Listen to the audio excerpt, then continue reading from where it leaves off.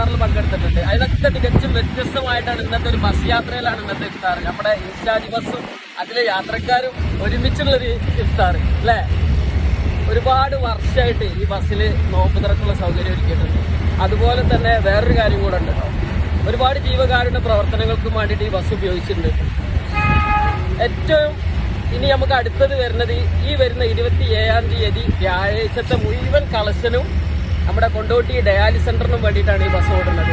അപ്പൊ നമ്മുടെ കൊണ്ടോട്ടി ശിഹാബ് തങ്ങൾ ഡയാലിസ് സെന്ററിനെ ചേർത്ത് പിടിക്കുന്ന ഈ ബസ്സിലും ബസ്സിലെ ജീവനക്കാർക്ക് അതിലുപരി ഇതിന്റെ മുതലാളിമാർക്കും പടച്ച തമ്പുരാന്റെ എല്ലാവിധ അനുഗ്രഹങ്ങളും ഉണ്ടാവട്ടെ എന്ന് ആത്മാർത്ഥമായിട്ട് പ്രാർത്ഥിക്കുകയാണ്. അപ്പം അന്നേ ദിവസം പൈസ വാങ്ങാൻ ഇതാ നമ്മുടെ ഈ ചങ്ക് നിങ്ങളുടെ അടുത്തേക്ക് ബാഗായിട്ടല്ലേ വരിക, ഒരു ബക്കറ്റായിട്ട് കഴിക്കാറും വരിക അല്ലേ.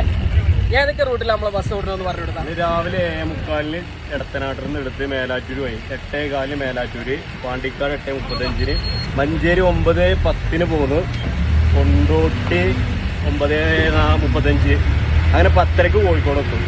കോഴിക്കോട് നിന്ന് തിരിച്ച് 11:15 പോന്നാൽ 12:40 മഞ്ചേരി, പിന്നെ മേലാറ്റൂർ പോയി. മേലാറ്റൂരിൽ നിന്ന് 3 മണിക്ക് തിരിക്കും, കോഴിക്കോട് 5:30 എത്തും.